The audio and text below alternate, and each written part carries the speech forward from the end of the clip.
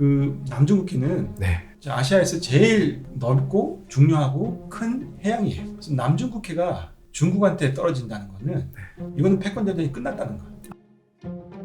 남중국해에서 대만 외에도 지금 필리핀이랑 또 문제가 지금 네. 있고 또 일본이랑도 또 생각별 또 문제가 네. 있고 그 두 개가 또 저희가 이제 보통 얘기할 때 남중국해 문제는 중국이랑 동남아시아 국가들 사이에 영토 분쟁이에요. 그래서 일본이랑 이제 중국의 영토 분쟁은 남중국해 영토 분쟁에 포함시키진 않고, 이게 아시아가 지역적으로 지도를 딱 놓고 보시면 딱 처음에 이제 느낌이 뭐가 있냐면, 일단 중국이 중심이다. 워낙 땅덩이 크고 네. 중국은 동남아도 엮고 동북아시아도 엮는 그 위치를 하고 있거든요. 그래서 중국이 핵심적일 수밖에 없는 거고, 그 다음에 이제 다른 하나의 그 아시아의 특징이라 그러면 해양이에요. 물들이 바다가 너무 많아가지고, 그래서 아시아의 영토 분쟁은 거의 대부분 다 해양 영토 분쟁. 그 해양 영토 분쟁은 이 내륙의 땅덩어리 영토 분쟁이랑은 좀 다른 성질을 가질 수밖에 없어요. 우리가 보통 영토 분쟁, 예를 들어서 이제 월가 아재님이 부자시니까 아니니까 네. 예를 들어서 땅을 가지고 있다. 지금은 네. 가정상으로 부자가 한번 네네네. 해봅시다. 그래서 월가 아재님이 땅을 이만큼 가지고 있어요. 저도 그 옆에 땅을 가지고 있는데 네. 서로 이 땅에 대해서 요만큼은 내 건데 월가 아재님은 요만큼도 본인 거라고 해서 분쟁이 생길 거 아니에요? 그렇죠. 그러면 이 땅에 대한 분쟁은 서로 이제 본인의 주권, 저의 주권을 주장하는 건데, 네. 그 주권에 대한 문제가 해결되면 영토가 그어져요. 근데 해양의 영토 분쟁은 그렇지 않습니다. 해양의 영토 분쟁은 보통 섬을 가지고 많이 싸우는데 섬에 대한 주권이 결정이 되더라도 그 주권의 결정에 의해서 어디에 해양의 분계선을 걷는 거는 또 별도의 문제거든요.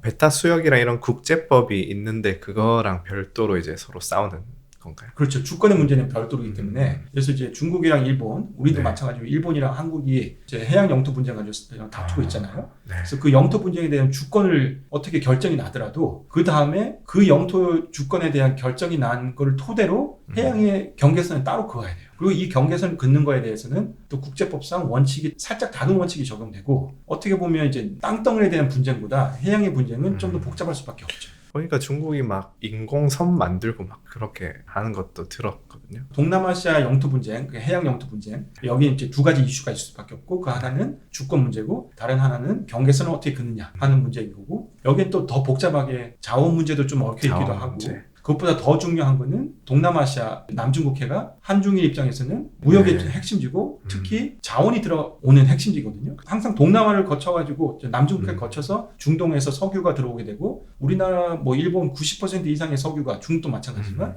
남중국해를 통해서 옵니다. 그리고 또 남중국해를 통하려면 그 전에 말레이시아의 말라카 해협이라고 거기를 통과해서 가야 되거든요. 그래서 중국 입장에서는 말라카 해협을 어떻게 부르냐면 초크 포인트라고 불러요. 아, 본인들의 초크 포인트인가요? 네. 예를 들어서- 한국과 일본을 좋을 수 있는 것도 되지만 그것보다도 본인들이 걱정돼서. 그렇죠. 왜냐하면 중국은 전통적으로 해양 파워가 아니었어요. 항상 내륙에 중심을 두고 농경이 발달한 국가였지, 물론 뭐 장허가 여기저기 좀 돌아다녔다고 네. 하지만 그래도 서양의 국가들에 비해서 중국은 해양으로 이렇게 탐험을 별로 하지 않았단 말이에요. 그리고 우리가 알고 있는 대국, 강대국이라 하면 대부분 다 해양 국가들이 많아요. 유럽의 국가들은 대부분 다 해양 파워잖아요. 영국도 그랬었고, 스페인도 해양으로 뻗어나오는 스페인도, 거고, 그쵸. 포르투갈도 그랬었고, 네덜란드도 그랬었고, 네. 미국은 당연히 지금 미국도 편들어가는 해양 해양 파워. 세력이고. 그래서 중국은 이제 해양 파워가 최근에는 열심히 노력하지만 전통적으로 그게 아니었기 때문에 본인들 입장에서는 말라카 해협이 미국에서 끊어버리면 끊어버리면 네. 끝인. 본인이 끝이라고 생각해서, 여기에서 중국이 왜 미얀마한테 그렇게 관심이 있는지를 알 수 있어요. 미얀마가 말라카 해협 위쪽인데 근데 말라카 해협을 지나가기 전이죠. 그 아. 인도양에서 네. 미얀마에서 자원을 내리고 미얀마 내륙을 통해 가지고 중국 쪽으로 자원을 보내주고. 아, 미얀마가 해양으로 이렇게 딱 근접하고 있으니까. 네. 그리고 이 지도에서 이제 보시다시피 남중국해 분쟁에는 여러 국가들이 속해 있습니다. 월가 아재님께서 말씀하셨듯이 중국, 베트남, 필리핀, 여기 3개국이 네. 제일 많은 주장을 하고, 그렇기 때문에 분쟁이 더 많이 일어날 수밖에 없고, 근데 여기에 더해가지고 말레이시아, 그 다음에 브루나이. 아무도 별로 신경 안 쓰는데 네. 브루나이는 어디 있는 건가요? 브루나이 저기 스프레틀리 아일랜드라고 그 밑에 보시면 그 조그맣게 회색 부분이 있거든요. 아, 인도네시아, 말레이시아 저쪽에 있는 건가요? 네, 그 옅은 회색이 말레이시아 영토고, 네. 거기에 살짝 좀 짙은 회색이 있을 거예요. 거기가 브루나이고, 그래서 이제 국가들이 이제 서로 분쟁을 하게 되고, 네. 또 만약에 대만을 포함시킨다 그러면 대만도 여기에 영토 분쟁국인데 대만은 이제 일반적으로 아시아에서 이제 국가로 인정을 다들 안 해주고 있기 때문에 그쵸. 협상에 참여를 못하게 되고 다만 이제 본인도 주장을 하는 거고 대만의 남중국해 주장은 중국의 주장하고 동일합니다. 말레이시아는 그럼 약간 이익을 보는 위치인가요? 어떤 의미에서 말씀하시죠? 어쨌든 본인들이 중요한 말라카 해협을 들고 있으니까 근데 네. 본인들이 그걸 컨트롤할 수 있다고 하면 중요하겠지만 전혀 그렇죠. 컨트롤하려 해양 파워는- 들면은 다들 난리 나는. 그렇죠. 미국이 해양 파워인데 미국에 대적해가지고 저걸 컨트롤할 수 있는데 그건 불가능하니까 그렇죠. 이제 중국 입장에서 걱정하는 거는 미국이 미국이 저런 것들을 이제 컨트롤하면서 막아버리면 본인들한테 큰 피해가 생긴다 이런 걱정을 하는 네. 거죠. 어쨌든 미얀마 쪽으로 딱 그 철길을 잘 뚫으면은 중국은 숨통이 되게 크게 트이겠네요. 좀 트이고 네. 있죠. 그래서 스리랑카에 혹시 한반토타라고 들어보셨나요? 아니요, 처음 들어봤어요. 중국의 1대1로 사업 중에 하나였는데 중국이 이제 스리랑카에 원조를 해주고 자기들이 이제 그 항구를 지어주고 그 대신 스리랑카가 돈을 못 갚으면 그 항구를 100년인가 99년 동안 뭐 자기들 먹어가지고 운영하겠다 했던 항구가 있거든요. 실제로 이제 스리랑카 돈을 못 갚게 돼가지고 넘어갔네. 넘어갔는데 그게 이제 스리랑카에 있는데 그러면 스리랑카에 있다는 거는 인도양에 한복판에 있는 거거든요. 그러니까 이제 중국 입장에서는 그렇게 되면 중동에서 기름을 가져올 때 인도양에서 자기들이 보호를 하고 그러면 미얀마까지 가지고 오면 거기서 가스가 됐든 뭐 오일이 됐든 미얀마를 통해 내륙을 통해 가지고 네. 중국의 서부로 보낼 수가 있거든요. 네. 어쨌든 그래서 이제 남중국해 분쟁이 사실은 중국 입장에서는 그 미중 패권 전쟁에서 굉장히 제일 불안불안한 곳이겠네요. 뭐 대만 침공 성공해도 그러면 미국이 말라카 해협을 봉쇄할 테니까 그럼 네. 에너지 수급도 문제가 생기고. 네. 그런 문제도 있고 다만 이제 중국이 만약에 대만을 성공적으로 침공해서 먹는다 그 얘기는 중국의 파워가 막강하다는 얘기이기 때문에 아마 대만이 떨어지는 순간 대부분 다 남중국해도 중국 품 안에 들어간다고 이제 보게 될 것 같아요. 네. 그리고 이 지도에서 보시면 아시겠지만 중국 정부가 남중국해에서 주장하는 영토는 거의 남중국해 전부 다예요. 이 지도가 이제 올해 중국 정부에서 발표한 지도거든요. 그래서 이게 중국 영토를 나타내는 지도입니다. 그래서 规范使用地图一点都不能错 이게 표면적인 스탠다드 맵이고 단 1점도 틀린 게 없다. 해서 이제 중국의 영토를 지도화한 건데 저기 보시면 이제 아시아의 다른 국가는 다 없어져 있죠. 그리고 그 밑에 우리가 얘기했던 남중국해에 저 점을 찍어놨습니다. 그게 보통 이제 9단선이라고 알고 있는데 지금 여기 있는 선을 보시면 10단이 되어 있어요. 그래서 뭐 이게 9단선이냐 10단선이냐 그건 뭐 딱히 중요하지는 않은 것 같고 저 선이 중국 정부가 주장하는 자기들의 남중국해의 이해관계입니다. 그럼 저기 막 퍼져 있는 저건 다 섬인가요? 네, 저 조그만 것들은 네. 정확히 말씀드리면 섬이라고 얘기할 수는 없고 이제는 네. 예전에는 이제 국가들이 섬이라고 주장을 했었죠. 왜냐하면 국제법상 섬을 가지고 내 영토로 가지고 있는 거랑 돌멩이를 가지고 있는 거랑 그건 큰 차이가 있어요. 왜냐하면 섬은 국제법상 주권이 되면 배타적인 해양 영토를 경계선을 그을 수 있고 그게 이제 EEZ라고 하는데 Exclusive Economic Zone이라고 그게 많게는 200마일까지 360도로 돌아가면서 그러면 그 안에 있는 모든 해양의 자원은 내게 되는 거죠. 그것뿐만 아니라 바다 밑에 있는 해저에 있는 자원들도 350마일까지 다 내게 되는 겁니다. 그래서 이 바다에 떠 있는 돌멩이가 됐든 뭐를 섬으로서 내가 주장해가지고 이게 국제사회에서 받아들여지면 어마어마한 자원을 제가 다 본인이 스스로 가질 수 있는 게 되기 때문에 예전에는 저런 섬이나 돌멩이들을 자기들이 지배하고 있으면 다 섬이라고 불렀던 거죠. 네. 근데 이제 2016년도에 필리핀이 이 중국이 주장하는 저 9단선을 국제 재판소에 제소를 했어요. 이게 타당한지 한번 좀 판단을 해달라. 그래서 그때 사법 판단이 남중국해에는 섬이 없다. 왜냐면 제가 봤을 때 이게 정치적인 좀 판단인데 섬이 있다고 얘기하는 순간 서로 그걸 먹으려고 할 거 아니에요? 그렇죠. 그러다 보니까 분쟁이 또 네. 일어나고 그래서 그냥 아예 섬을 다 없애버리자. 그래서 그렇게 이제 판단 내렸기 때문에 좀 정확히 말씀드리면 지금 저것들을 섬이라고 보면 안 되고 그중에 이제 돌멩이들은 있으니까 돌멩이들은 그 테리토리얼 C라고 거기까지는 주권이 행사되는 영토거든요. 네. 그건 이제 12 노티컬 마일이라고 해서 한 20km 정도 되나? 그 정도까지는 이제 허용해 주는 거니까. 근데 제가 여기서 잠시 궁금한 거는 국제사법재판소가 네. 실효성이 있는지 그리고 이게 또 객관적인지 결국은 거기도 사람들이 하는 거니까 어떤 구성이고 이게 좀 정말 공정한지 이런 의문이 좀 있거든요. 그 국제사법 기구들이 다양하게 있습니다. 네. 그래서 우리가 이제 제일 많이 알고 있는 국제사법재판소 International Court of Justice는 일단 거기에 가려면 국가만 갈 수 있어요. 근데 국가가 간다는 거는 주권을 존중해야 되기 때문에 거기를 가고자 하는 국가들끼리 먼저 협상을 해서 가겠다고 동의를 해야 돼요. 같이 가자. 나만 갈 수는 없고. 네, 혼자서 제소를 하지 못합니다. 그래서 필리핀이 남중국해 문제에 대해서 중국을 제소한 거는 인터내셔널 코드 오브 저스티스에 제소한 게 아니고 그리고 또 주권 문제에 관해서 제소한 것도 아니에요. 그러니까 여기 남중국해에 있는 다양한 이 해양의 돌멩이들을 누가 누구 거고 이거를 판단하려고 한 게 아니고 중국이 주장하는 저 구단선이 국제법에 의거해가지고 그 기초가 있는지 그거를 좀 판단해달라 해서 가는 건데 국제사법재판소에 간 건 아니고 네. Permanent Court of Arbitration이라고 또 다른 기관이 있어요. 이제 거기다가 제소를 했었고 이제 제소를 하니까 중국에서 처음에는 무슨 소리냐. PCA 너희들은 이 문제를 다룰 권한이 없다 하고 주장을 했었고 그래서 PCA에서 처음에 이제 판사분들이 만나서 그 문제를 다뤘던 거죠. 그러니까 좀 우습긴 한데 본인들이 만나서 본인들이 결론을 내렸어요. 그 결론이 이제 우리는 이 문제를 다룰 권한이 있다 하고 내렸고 그때부터 중국 정부는 우리는 이 법적 소송에 참여 안 할 거고 어떤 결정을 내려도 우리 받아들이지 않을 거다. 그렇게 해서 필리핀만 혼자서 참석해서 주장을 했었고 이제 그 판사분들은 국제해양법에 의거해가지고 중국의 주장을 판단했던 거죠. 네. 그리고 그 결과가 섬이 없다. 섬이 없다. 그리고 중국의 구단선은 국제법상 주장할 수 있는 선이 아니다.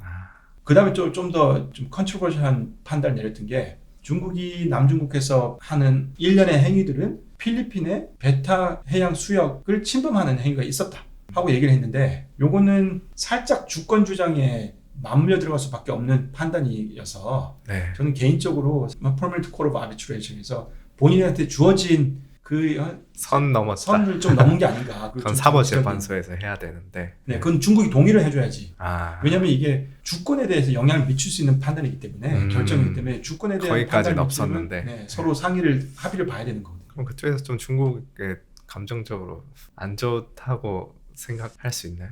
거기까지는 정확히 이제 얘기하기 그 구성원들은 어떤 사람들인가요? 그런 곳에 있는. 일단 해양 전문가들 네. 그리고 이쪽으로 이제 전문가들을 많으시고 네. 보통적으로 이제 국제사법재판소에 양국이 네. 그래서 월가제님도 국가고 저도 국가고 우리가 영토 분쟁이 있어서 서로 합의를 보고 네. 우리끼리 협상을 통해서 해결을 못하니까 그러면 제3자한테 한번 맡겨보자 네. 해서 국제사법재판소에 보내잖아요. 그러면 월가제님도 그 재판부에 판사님을 한 분을 추천할 수 있고 추천하고. 네, 저도 한 분 추천할 수 있어요. 그 다음에 그 나머지는 지역 안배 등등 해가지고 국제사회를 구성하는 느낌으로 이제 재판부가 형성이 되거든요. 그래서 항상 국제사법재판소는 모든 판결 일치가 나오는 경우가 드물죠. 왜냐하면 그 중에 한 사람은 누구든지 자국편을 들 거 아닙니까? 어쨌든 간에 그래도 전문성을 가지신 분들이 하고 여기에 대해서 이제 예전에는 이게 이제 서양 주도다 그리고 강국이 당연히 많이 들어가기 때문에 좀 불공평하지 않냐 이런저런 이제 말이 많았는데 실제로는 국제사법재판소가 미국 반대되는 판결을 내린 적도 있고 미국도 남아메리카에서 이제 체제 유지를 하고자 내전에 간섭하고 이런 것들 많이 했었거든요. 네.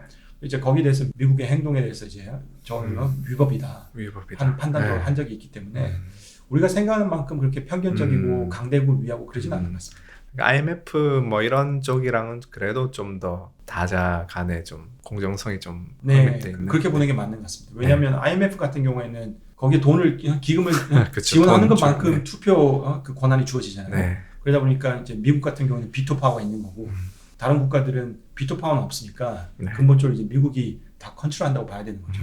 그리고 AIIB라고 네. 아시아 아시아, 인프라스트럭처 네. 인버스먼트 뱅크를 얘기를 했잖아요. 중국이 설립한 그거를 룰을 보시면 IMF 룰이랑 거의 동일해요. 근데 중국이 비토. 네, 거기는 딱 중국만 비토 파워가 있습니다.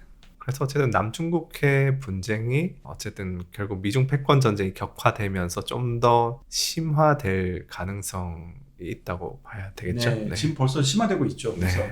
최근에도 이제 신문에 언론에 네. 이제 나왔던 게 그 남중국해 하늘에서 미국 비행기랑 중국 비행기랑 거의 뭐 3m까지 서로 근접해서 네. 비행을 한다든지 네. 그런 것들이 굉장히 위험한 일들이거든요. 그것뿐만 아니라 최근에 올해 이제 일어났던 일 중에 하나가 그 세컨 토마스 쇼울이라고 있거든요. 그게 이제 그 스프래틀리 아일랜드라고 저기 보시면 이제 남중국해에서 좀 밑쪽에 있는 좀 큰 영역인데 저기도 돌멩이들이 많아요. 그래서 그 중에 몇 개는 또 필리핀이 가지고 있고 또 어떤 거는 베트남이 가지고 있고 또 어떤 건 중국이 가지고 있고 한데 네. 거기 이제 필리핀이 가지고 있는 세컨 토마스 쇼울이라고 있습니다. 거기에 필리핀 정부가 고의적으로 미군 그 뭐 군함을 박아 넣었다고. 예, 본인들 군함을 이제 본인들 거기다가 일부러 군함을 자초시켰던 네. 거죠.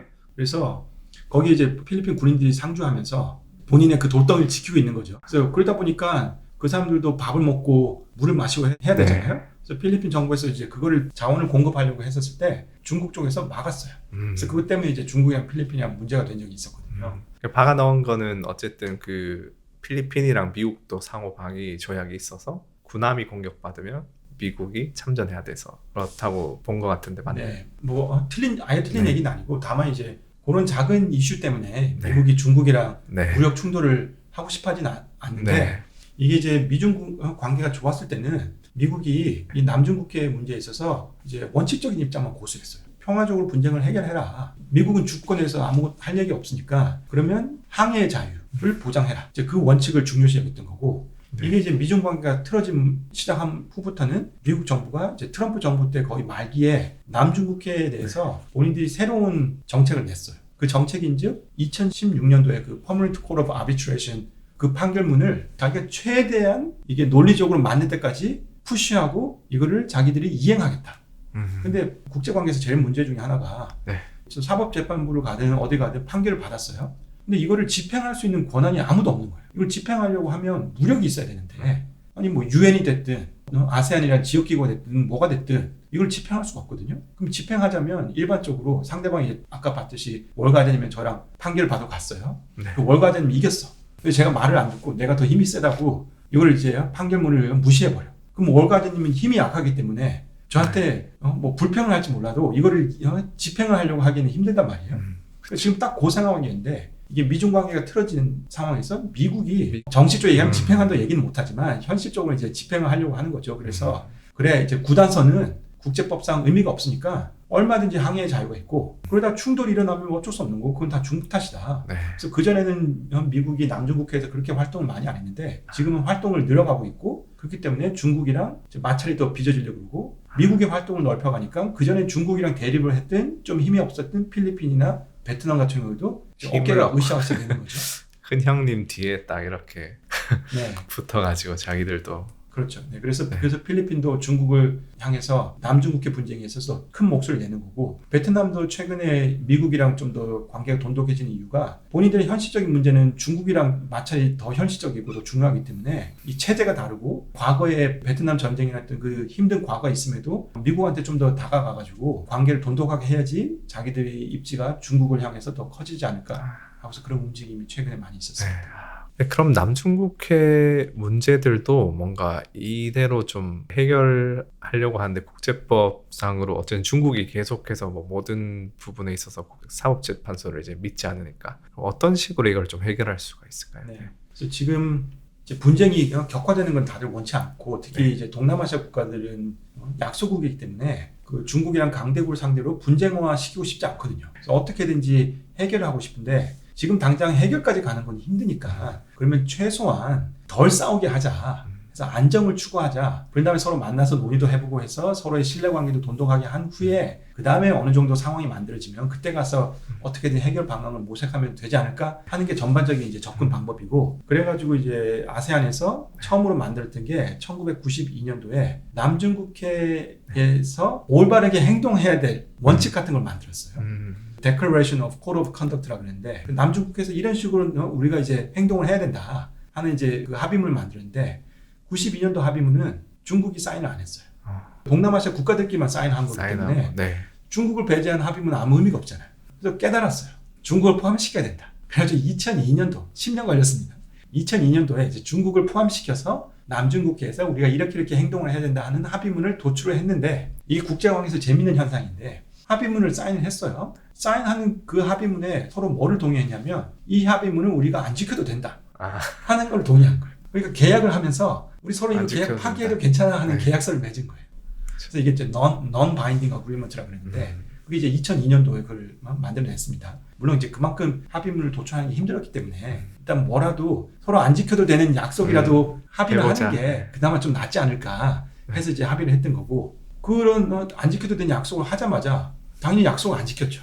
여전히 서로 조금이라도 더 땅덩어리 돌멩이를 가져가려고 섬을 가져가려고 노력을 했던 거고 분쟁이 더 격화되니까 이 합의문을 어떻게든지 이행할 수 있는, 집행할 수 있는 합의문을 만들어야겠다 해서 그 노력을 지금까지 해오고 있는데 아직도 협상 단계에 있어요. 그리고 그 과정에서 남중국해는 명확히 말씀드리면 섬은 아니지만 그 해양의 그 영토들을 각 국들이 무력화했어요. 그래서 거기에다가 기지를 기지를 만들고 콘크리트를 부어가지고 비행기도 앉을 수 있고 배도 와가지고 거기 있으면서 며칠 동안 정박할 수 있고 하는 거 만들거든요. 그리고 그 만든 이유는 단 하나입니다. 요 재밌는 사진인데 지금 보시면 원래 그 해양의 그 조그만 돌멩이는 보이지도 않아요. 그 왼쪽 그림은 베트남 정부에서 이제 만든 건데 저게 등대거든요. 동남아시아 국가들끼리도 다른 해양 분쟁이 있었어요. 이 남중국해 분쟁 말고 자기들끼리도 이제 섬에 대한 분쟁이 있었는데 싱가포르랑 말레이시아랑 섬에 대한 분쟁이 있었는데 요게 이제 어떤 식으로 해결이 됐냐면 여기는 둘이서 협상을 해서 협상이 잘 안 됐고 궁극적으로는 그래 그러면 우리 사법재판소에 이 문제를 맡겨보자 해서 동의를 해가지고 이 문제를 가지고 사법재판소에 가서 거기서 이제 각자 주장을 했던 거죠. 그래서 국제사법재판소의 최종 결론이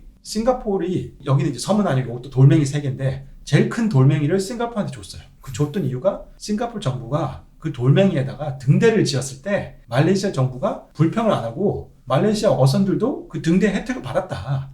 그래서 싱가포르이 주권을 행사했는데 말레이시아가 거기를 대해서 아무 얘기를 안 했기 때문에 이거는 상대방의 주권을 너희들이 인정한 거다 하고 판결을 내렸단 말이에요. 그 이후에 베트남 정부도 등대를 지으면 뭐가 좋지 않을까 해서 아주 단순하게 생각해서 등대를 지었던 거고 저 오른쪽 저 사진은 원래는 저기가 미스치프 리프라고 필리핀이 가지고 있었던 건데 저걸 이제 중국 정부가 무력으로 뺏은 거죠. 여기도 보시다시피 원래 그 리프는 보이지도 않아요. 그 위에다가 저렇게 이제 인공적인 걸 만들어 가지고 중국 그 해군들이 저기서 이제 머물 수 있도록 해서 만들었고 그 다음에 이제 시간이 지나면서 더 크게 만들었던 게 이제 섬을 인공 섬으로 만들어 가지고 여기 보시면 한 6개월 한 1년 좀 안 되는 사이에 저 남중국해에 있는 작은 산호초 같은 산호초 같은 게 콘크리트 붓고 해가지고 인공섬 비슷하게 만들어졌거든요. 그래서 저기에 이제 군함이 와서 머물 수도 있고 그리고 비행기가 와서 내릴 수도 있고 그리고 저거를 하는 목적은 단 하나입니다.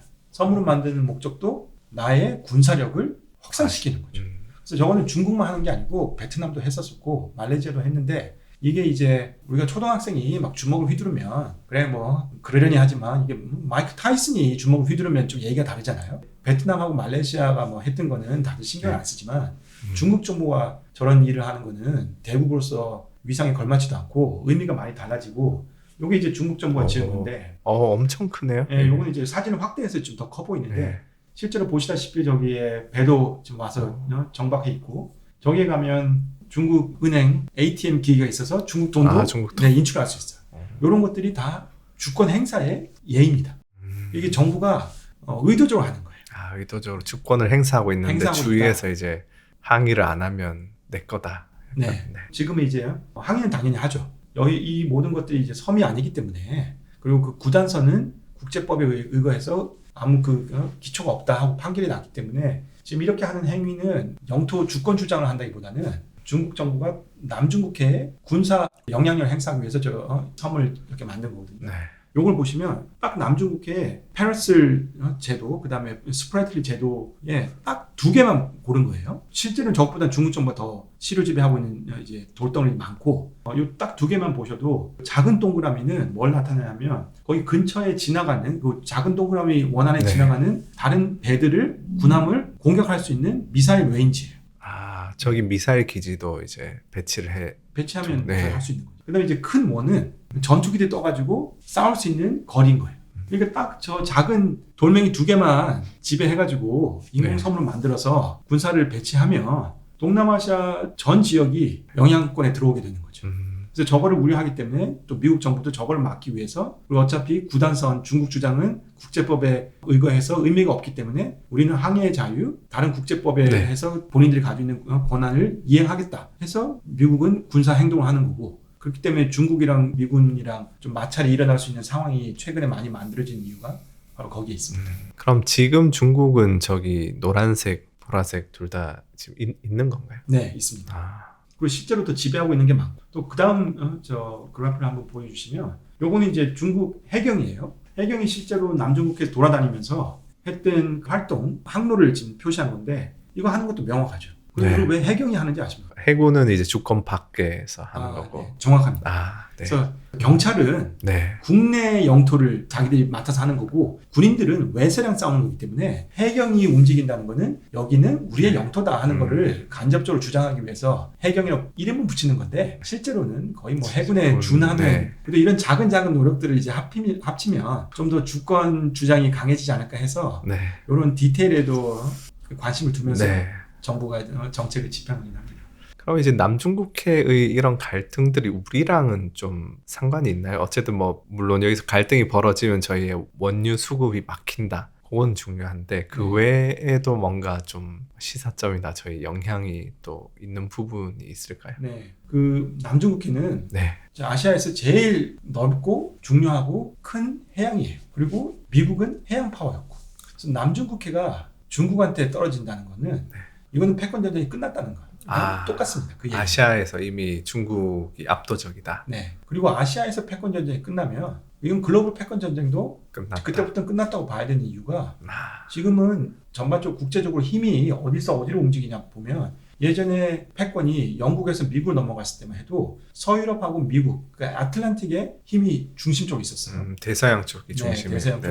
그리고 그게 이제 아시아가 부상함으로써 일본을 필두로 네마리용, 중국, 아세안 다 경제를 발전함으로써 그 힘이 동북아시아로 슬금슬금 넘어왔었고 그러다 보니까 그 힘이 중점도에 이제 뭉쳐져 있는 곳에서 아무래도 이해관계가 많이 얽히다 보니까 분쟁이 일어날 수밖에 없죠. 그게 지금은 동남아시아로 넘어가는 과정이에요. 그래서 다시 한번 이제 지도를 생각해 보시면 일본이 있죠, 중국이 있죠, 그다음 인도가 있죠, 그다음 밑으로 호주가 있죠, 미국은 해양 파워예요. 네. 그 모든 파워들이 한 군데 뭉치는 곳이 남중국해, 남중국해. 동남아시아. 그래서 어쩔 수 없이 이 패권 전쟁이 일어난 상황에서는 동남아시아가 그 핵심 지역이 될 수밖에 없고 동북아에서 이제 동남아로 이동을 하고 있군요. 네. 슬금슬금 넘어오고 있는 과정이고 이게 경제적으로 이제 동북아시아가 동남아시아보다 더 발전이 되고 또 덩치가 크지만 앞으로 한 10년, 20년을 고려해 봤을 때는 이건 뭐 누가 봐도 동남아시아에서 성장이 더 나올 가능성이 높잖아요. 생각해보면 동북아는 이미 뭐 중국, 한국, 일본 다들 고령화가 다 문제잖아요. 네. 근데 젊은 피는 이길 수가 없는 건가요? 네, 저희도 하루하루 네. 나이를 먹어가면서 많이 느끼지 않습니까? 젊음은 그 자체로서 너무나 네. 중요하고 네. 힘이 있기 때문에 그런 등등을 고려해 봤을 때 자연스럽게 동남아로 지금 힘이 넘어가고 있고 이게 이제 동남아시아 국가들이 성장하는 것뿐만 아니라 이 다른 열강들이 서로 주변에서 가두리를 두고 있는 곳이 동남아가 되기 때문에 어쩔 수 없이 거기서 부딪힐 수밖에 없어요.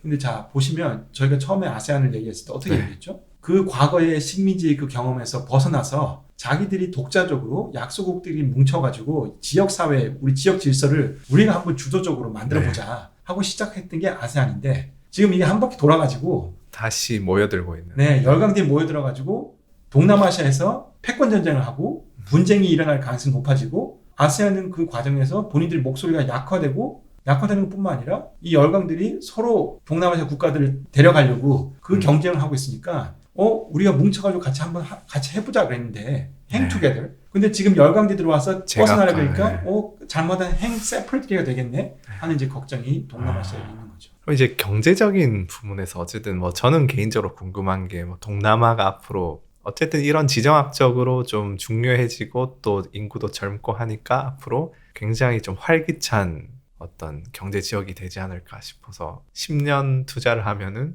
동남아에 투자하는 것도 좋을 것 같다 이 생각을 하긴 하는데 그게 뭐 보시기에 어떤가요? 이 미중 패권 전쟁 하에서 좀 경제적인 수혜도 많이 입는 지역이 맞을까요? 네. 수혜를 입는 국가가 있을 거고 네. 또 수혜를 받지 못하는 국가가 있을 텐데 네. 요거는 궁극적으로 제가 봤을 때는 지금 얘기하는